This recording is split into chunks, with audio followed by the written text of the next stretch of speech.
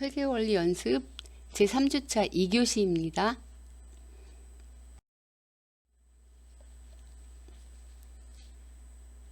우리가 1교시에 유형자산의 재평가 모형과 원가 모형의 회계 처리에 대해서 배웠고요. 이번 시간에는 무형자산의 어떤 종류가 있으며 회계 처리 방법은 어떻게 하는지 이거를 끊지 않고요. 그냥 끝까지 계속 하겠습니다. 우리 다 책을 교재 447페이지 그리고 수정판 교재로는 448페이지를 펴주세요. 우선 줄을 좀 치겠습니다. 447페이지 무형자산의 회계처리, 우리 수정판으로 448페이지 5번 무형자산의 회계처리, 그 아래 본문 셋째 줄, 물리적 실체는 없지만 법률적 또는 경제적으로 미래 경제적 효익을 제공하는 비화폐성 자산을 무형자산이라고 한다. 그리고 다음 페이지 무형자산 1, 무형자산의 취득과 상각입니다. 1. 무형자산의 취득과 상각, 그 본문 셋째 줄, 외부로부터 유상으로 취득한 무형자산은 당해 자산의 매입 원가뿐만 아니라 취득과 관련하여 발생한 모든 부대 원가, 즉 취득 수수료인 세제 공가와 법률 비용 등을 포함해서 취득 원가로 계상. 그 옆에 빨간 줄, 기업 내부에서 자가 창출한 무형자산은 미래 경제적 효익에 대해 실현이 불확실하고 또한 취득 원가의 추정이 매우 어렵기 때문에 특별한 경우를 제외하고는 예개발비 자산으로 인식하지 않는다. 여기까지 줄을 치시겠습니다. 그리고 우리 화면을 좀 봐주세요. 무형자산은 아까 줄친 내용입니다.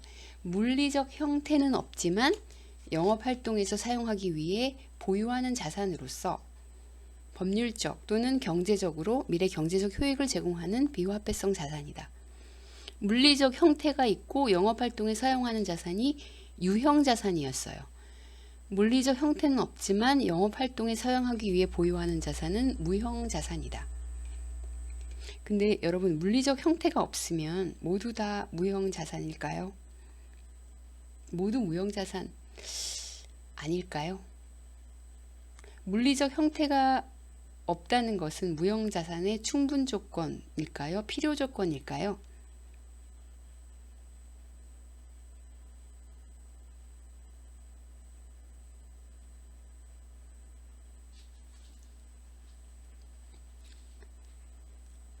물리적 형태가 없는 자산들 중에 각종 채권들 있잖아요. 매출채권,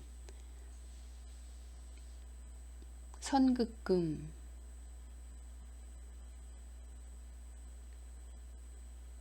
그런 거는 무형자산이 아니에요. 물리적 형태가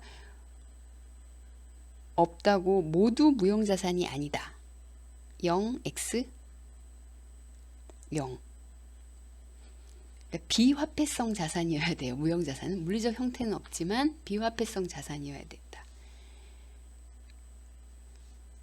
다음 무형자산의 취득원가는 유형자산과 똑같습니다. 당해자산의 취득을 위해 지출한 비용, 부대 원가까지 포함해서 무형자산의 취득원가를 계산하고, 그리고 아까 나왔듯이 이 내부에서 창출되는 무형자산이라는 게 있어요.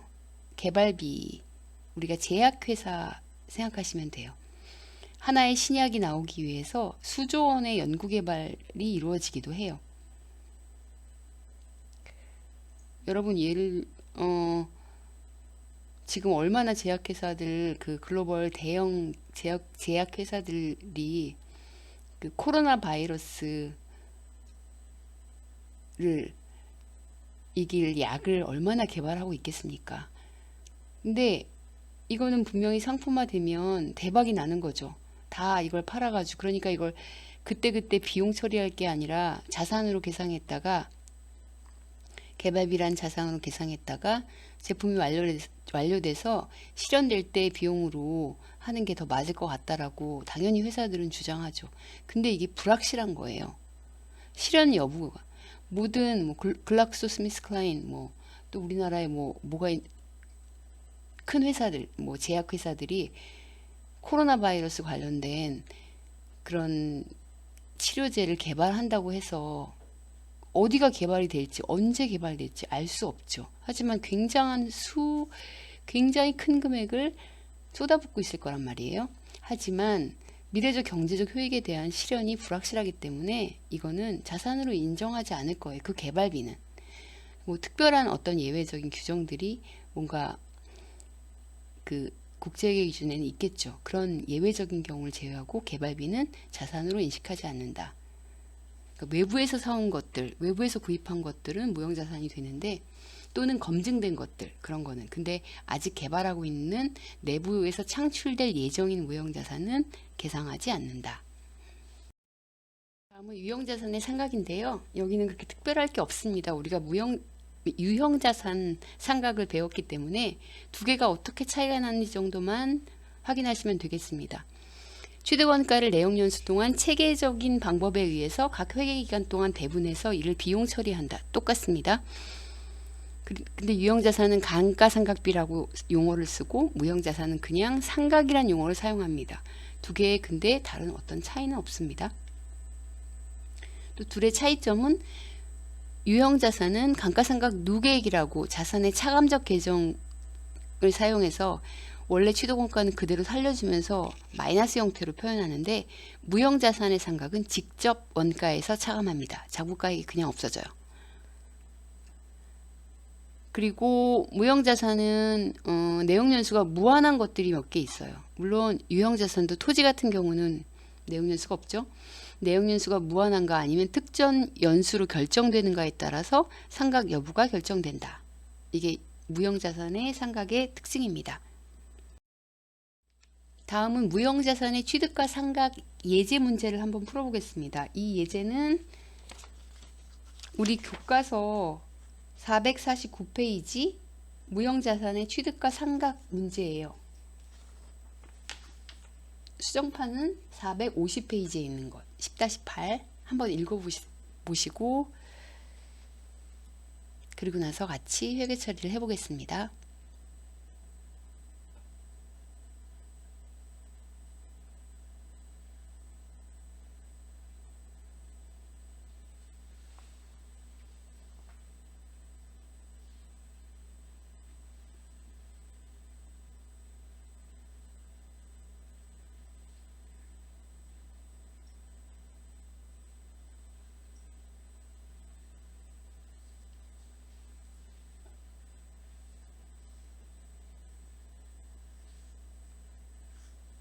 한번 볼까요? 신통제약회사, 역시나 제약회사의 개발비 관련된 부분인데요. 이게 신약 개발을 해서 성공을 하면 특허권까지 취득을 하는 거죠. 특허권은 20년 동안 지금 여기 지속된다고 나와 있는데, 특허권 법에 따라서 내용연수가 다 다르기도 합니다.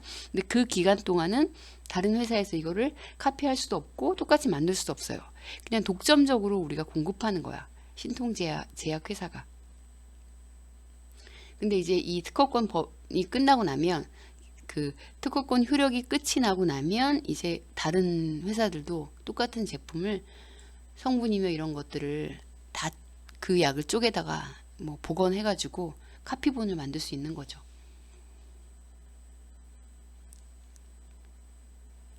일단 계약 시점의 분계. 신통제약이 혼자 못하고 미래기술연구소와 용역개발을 체결해서 1,000만 원의 계약금을 선급하였다.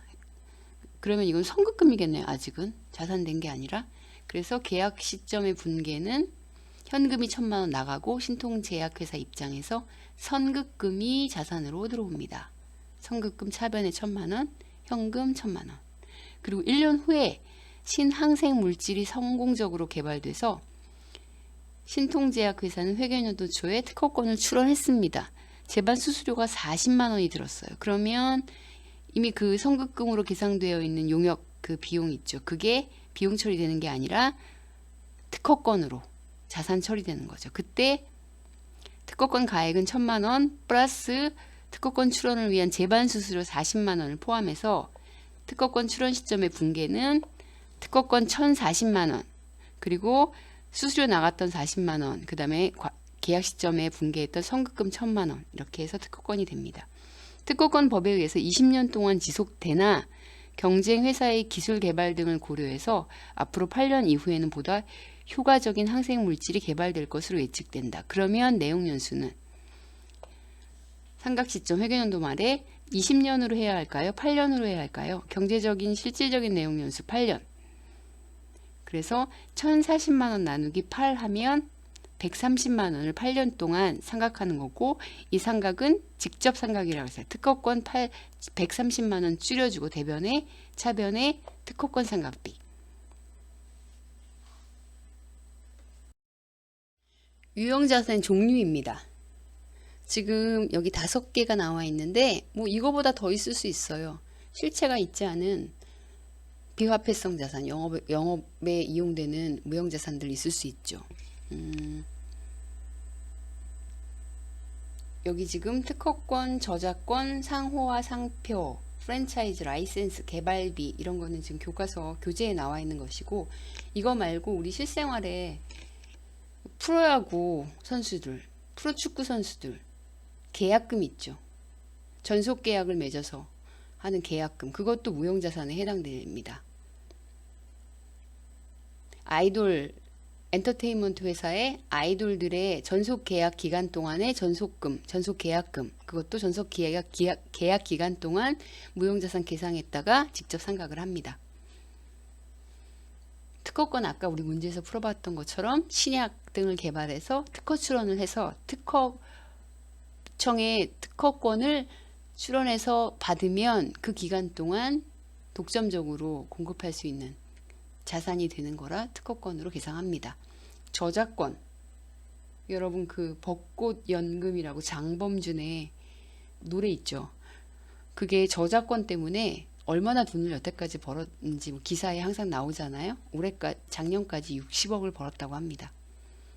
기업이 만약에 그런 저작권을 가지고 있다면 엔터테인먼트 회사일 수도 있고 다른 뭐 회사들, 출판사의 저작권이 있을 수도 있나? 있을 수도 있고 없을 수도 있습니다. 하여튼 저작권을 가지고 있으면 그 자산이 되고, 저작권은 사후 그 저자가 죽고 70년까지 유지되는 거니까 상속도 되죠. 저작권도 아주 자산으로 분명히 당연히 가능한 거고, 상호와 상표, 이건 뭐 브랜드 네임 있죠. 삼성전자의 갤럭시, 아이폰, 아이패드, 에어팟, LG전자, 또 벤츠, E 시리즈, 이거 다 상호고 상표죠. 그 브랜드 로고 이런 것들이 다 상호와 상표가 되겠습니다. 이것도 다 무형자산으로 회사는 다 계상하고 있어요. 브랜드 가치라고 많이들 얘기하는 개발비는 아직 특허 출원되거나 저작권으로 가기 전 단계의 개발비라고 합니다. 그러니까 이게 좀 모호하잖아요. 아까 실현 가능성이 좀 불확실하기 때문에 특정한 아주 예외적인 것들만 자산으로 계상하고, 자산 계상이 되지 않는다면 이거는 그 개발하는 시점에 비용 처리를 해라. 그리고 프랜차이즈 라이센스, 맥도날드, 버거킹, 스타벅스 이런 것들을 라이센스, 프랜차이즈 계약을 체결하면 그 계약 기간 동안은 이것도 그 계약금이 무형자산이 되는 거죠. 그럼 이 하나하나별로 한번 검토해 보도록 하겠습니다. 제일 첫 번째, 특허권. 특허권은 해당 권리를 얻을 때까지 직접적으로 지출한 금액이 취득원가고, 법률이 보장하는 기간을 내용 연수로 한다.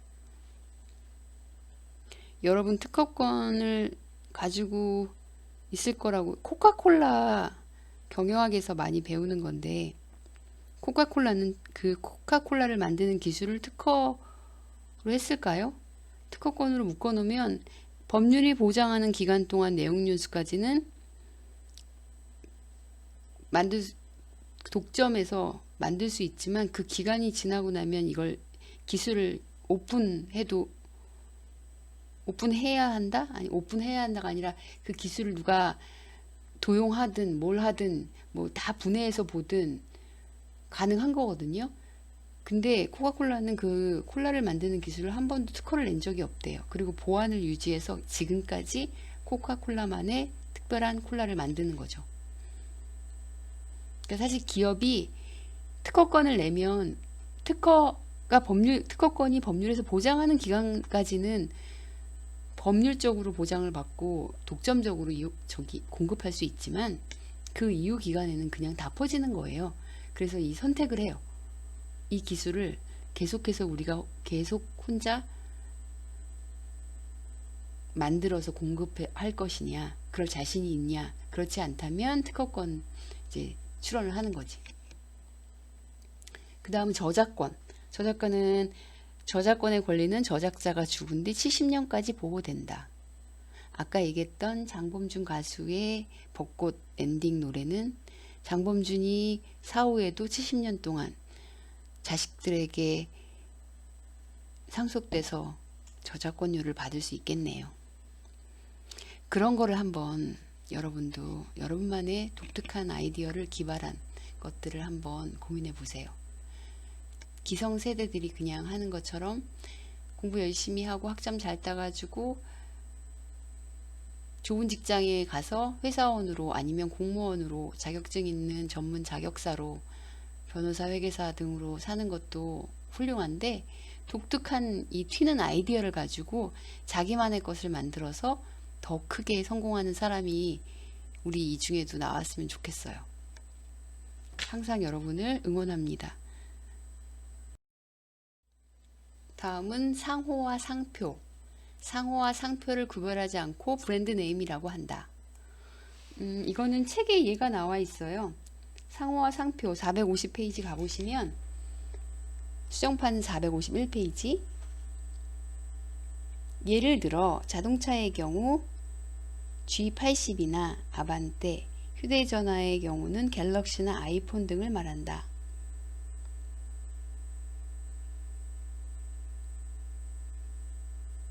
일반적으로 상호와 상표는 내용연수가 있을까요? 없을까요? 내용연수 없습니다. 비한정 내용연수로 생각하지 않습니다. 대신 보고기간 말, 회계기간 말에 해당 상호와 상표, 브랜드 네임의 가치가 떨어졌는지, 만약에 가치가 확 떨어졌다, 매출도 안 되고 계속 떨어진다, 그러면 자산 손상 검사를 실시해서 자산 손상 여부를 검토해서 비용 손실 처리를 해야겠죠. 그리고 프랜차이즈와 라이센스, 이건 특정 상품이나 용역을 일정한 지역 내에서 독점적으로 사용하여 영업할 수 있도록 하는 권리. 맥도날드, 버거킹, KFC, BBQ, 파리바게뜨 등. 이거는 내용 연수가 있을까요? 당연히 계약한 그 기간 동안 독점해서 영업할 수 있도록 계약서에 나와 있는 기간까지가 내용 연수가 되겠죠.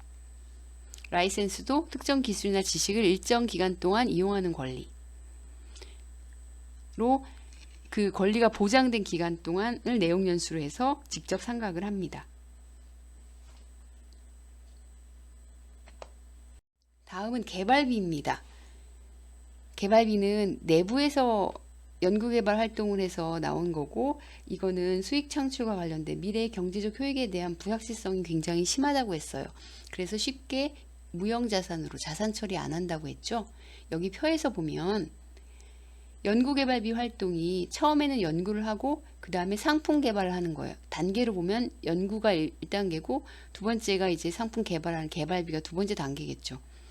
회사는 뭐 전체 비용을 다 비용 처리하기보다는 자산 처리했다가 상품이 개발되고 팔릴 때 비용으로 하기를 원할 거예요. 왜냐하면 이게 많이 들어가면 계속 손실이 나니까. 하지만 불확실하니까 이걸 다 자산 처리하면 그것도 정보 이용자들에게 뭔가 유용한 정보를 제공하는 게 아닌 거죠. 연구비 비용 처리합니다. 경상개발비, 그러니까 개발비기 초기 단계에도 비용 처리합니다. 그러다 언제 무형자산으로 하냐? 책으로 가보시면 451페이지 개발비 끝에서 하나, 둘, 다섯 번째 줄.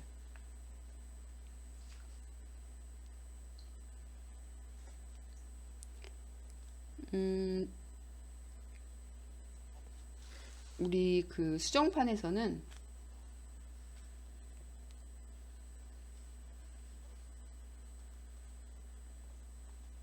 그림 있는 거에서 하나, 둘, 셋, 네 번째 줄, 다섯 번째 줄, 끝에서 위로 다섯 번째 줄, 개발 단계에서 관련 개발비를 특정 제품과 연관시켜 식별할 수 있으며 그에 따른 미래 경제적 효익의 창출을 입증할 수 있는 지출은 개발비라는 항목의 무형자산으로 인식한다.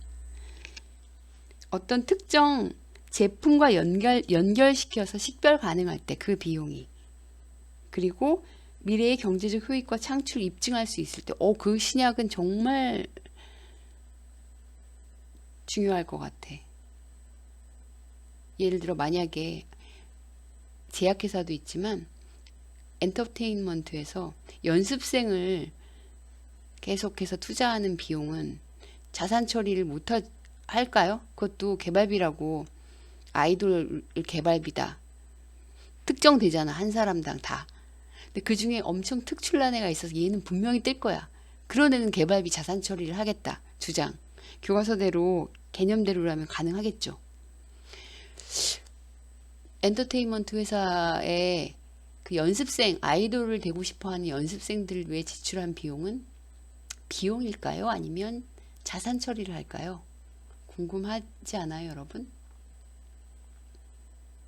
사실 답이 있는 건 아니고요. 특히 개발비를 무형자산으로 인식하는 거에 있어서는 어떤 딱 명확한 답이 없어요. 약간 판단사항이고 보수적으로 회계 처리하게 돼 있습니다. 진짜 이게 특정 제품과 연결이 확실하고 또 미래 경제적 효익 창출이 회사가 입증 가능해야 돼요. 입증하기가 쉽지 않고 많은 부분, 그러니까 그래서 많이들 감사를 하면서는 비용 처리를 해라 라고 하고 회사는 무형자산 처리를 하고 싶어 하고 그러고 있습니다. 다음은 영어권입니다. 영어권 읽어보면 특정 기업이 동종 산업에 종사하는 다른 기업에 비해서 정상적인 투자 수익률 이상의 이윤을 획득할 수 있는 초과 이윤 창출 능력. 말이 어렵죠. 저는 영어권을 기업의 매력이라고 표현하겠습니다. 뭔가 보여지지는 않지만 그 기업만의 어떤 장점, 그 기업만의 뭔가 어트랙티브한 어떤 포인트, 그 영업인 거죠. 기업의 매력이라 하면 뭔가 이윤 창출을, 뭔가 라면이 여러분 신라면이 있고 오뚜기가 있고 또 뭐가 있죠? 오뚜기, 삼양라면이 있는데 그 중에 어떤 게 끌리는 매력이 달라. 그 맛이 좀 다르다. 어떤 맛이 너무 탁월하다. 그것도 매력이죠. 그리고 그 가게를, 편의점을 여러 군데서 운영하는데 어떤 특정 편의점이 입지가 좋아가지고 그 지하철역 역세권 안에 있는 사거리에 있는 유동인구가 많은 그런 편의점이야. 거기에 장사가 잘 돼. 그것도 입지와 관련된 매력이라는 거죠. 뭔가 기업만이, 해당 회사가 가지고 있는 어떤 독특한 이익 창출 능력, 그게 영어권이에요. 그럼 그건 측정하기가 쉬울까요? 어려울까요? 어려워요. 그래서 이걸 내부적으로 창출된 영어권은 무형자산으로 인정하지 않습니다. 무형자산으로 인정하는 건 우리 책 452페이지 가볼까요? 우리 그 수정판으로는 454페이지. 영어권은 따라서 이유 주시면 돼요. 합병이나 우리 영어권이라고 되어 있는 거에 하나, 둘, 셋. 여섯 번째 줄에 영어권은 있죠. 그리고 그 다음 줄 합병이나 영업 양수와 같은 사업 결합의 경우에 기업이 실제 그 대가를 지급하고 유상으로 취득한 부분만을 무형자산으로 인정하도록 규정하고 있다. 그리고 본문 내용 끝에 두 번째, 영어권은 비한정 내용 연수를 가진 무형자산이다. 영어권은 식별 가능성이 없어요. 그러니까 이걸, 그리고 그런 기업의 독특한 매력을 어떻게 자산으로 어떻게 이걸 측정을 할 거야. 그러니까 내부적으로 우리 회사가 같은 라면이더라도 남달라. 이건 영어권을 인식해야 돼. 되는 게 아니에요. 남다른 거는 그냥 매출 수량으로 증가하는 걸로 보여주는 걸로 끝인 거지. 그렇지만 이걸 예외적으로 무형자산으로 인정하는 거는 그 영어권을 샀을 때 권리금이라고도 표현하거든요. 권리금을 주고 그 가게를 인수하면 그 권리금은 무형자산으로 계상하는 거예요. 우리 한번 예제로 확인해 볼까요? 예제 10-9입니다.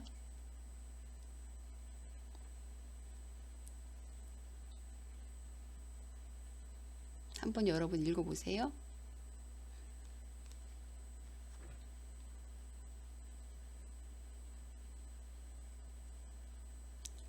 신나 자동차 회사는 88 부품 제조회사를 매입하여 합병하고자 한다. 합병 제안 당시 88 부품 제조회사의 재무상태표는 다음과 같았어요. 제 자산들을 다 모아놓으니 2,500만 원, 부채는 2,300이고 순자기자본이 200만 원이었어요.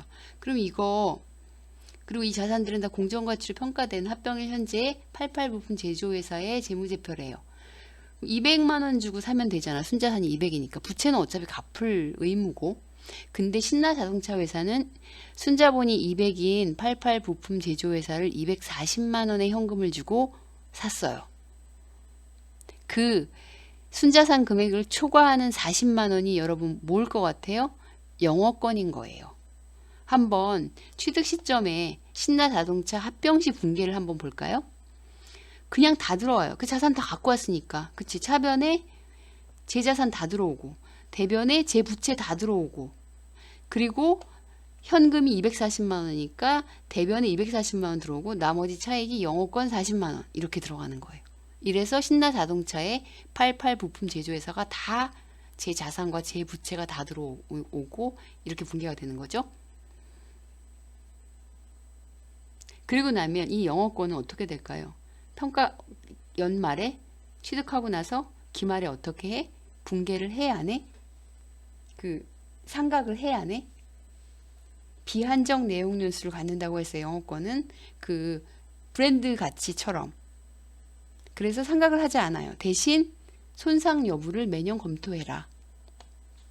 영어권 40만 원은 내용 연수가 한정되어 있지 않아서 상각하지 않고 대신 손상 징후가 있을 때나 매 보고 기간 말에 손상 여부를 검사해서 손상 차손을 인식할지 여부를 검토한다. 다음은 무형자산 보론 중에서 생물자산과 광물자산의 회계처리 두 개 중에서 광물자산의 회계처리만 한번 보겠습니다. 광물자원은 뭐 석탄, 구리, 석유, 가스 뭐 이런 것들이 이렇게 매장돼 있는 거잖아요. 천연자원들. 그걸 우리 아까 제약회사나 그 연예기획사, 엔터테인먼트 회사가 새로운 그러니까 제약회사가 신약을 개발하고 엔터테인먼트 회사에서 아이돌이라는 스타를 개발하기 위해서 초기 자본이 많이 들고 많이 드는 그 비용들을 무형자산으로 처리하고 싶어 한다고 했잖아요. 마찬가지로 이 광물자원도 지하에 그 천연자원으로 매장되어 있는 것을 뭔가 이렇게 석탄으로, 구리로 이렇게 채취하기 위해서는 초기 비용이 굉장히 많이 들어요. 초기 비용이 많이 드는 거를 어떻게 해야 되냐? 뭐 비용으로 처리해서 바로바로 그때 비용 처리해야 되냐? 아니면 이게 매장에서 다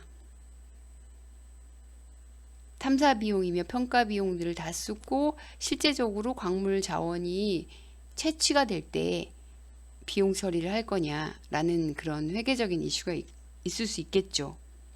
그리고 이런 취득원가 그 광물자원의 탐사와 평가와 관련해 큰 금액의 지출이 이루어지고 그 중에 이걸 자산으로 포함할 수 있는 예시가 다음 슬라이드에 정리되어 있는데요. 탐사 평가 자산의 원가에 포함시킬 수 있는 지출에 예해서 광물 자원을 탐사할 수 있는 권리 취득, 또 뭐 지질학적, 지형학적 연구비, 탐사를 위한 시추와 굴착, 표본 채취 및 기술적 실현 가능성과 상호 가능성에 대한 평가, 뭐 이런 것들이 예시일 뿐이에요. 우리가 이걸 가지고 그 예제를 가지고 한번 광물 자원의 탐사 평가 자산이 어떻게 자산화되고 어떻게 생각되는지 한번 예제를 보도록 하겠습니다. 예제 10-11 함경주는 X1년 중에 두만강 지역의 석탄 탐사권을 1,000만원에 취득하고 탐사권 취득 1,000만원 들어간 비용들을 봅니다. 평가활동에 500만원을 지출했다. 탐사 평가활동 지출에 500만원. 그리고 추가적으로 석탄광의 실현 가능성과 상업화 가능성에 대한 평가 용역으로 200만원을 지출했어요. 결국 총 원가, 광물자산 그 탐사 과정에서 총 들어간 원가는 1,700만원입니다.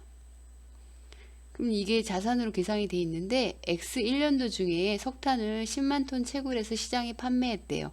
그리고 100만 톤의 개발 가능한 석탄이 매장돼 있다고 예상한대요. 잔존가도 있어. 올해의 비용 처리, 상각 비용 처리에 팔았으니까 판 시점에 감모상각비로 총 원가 1,700만원에서 잔존가액 빼주고 그래서 1,600만원에서 100만 톤분의 올해 채굴해서 시장 판매했던 10만 톤 해서 160만원이 단기에 비용 처리될 감모상각비에 해당한다는 것입니다. 근데 만약에 이 석탄이 올해 안 팔렸어요. 그러면 해당 감모상각비를 비용으로 인식하지 않고 그냥 가지고 있는 거죠. 대신 유동자산 중에서 재고자산으로 대체해서 인식한다. 포인트는 그 자산으로 계상한 광물 자원과 관련된 탐사 관련 총 원가 금액의 감모상각비는 판매된 시점에 그 매장량분의 판매된 금액, 채굴한 금액만큼으로 비율로 한다.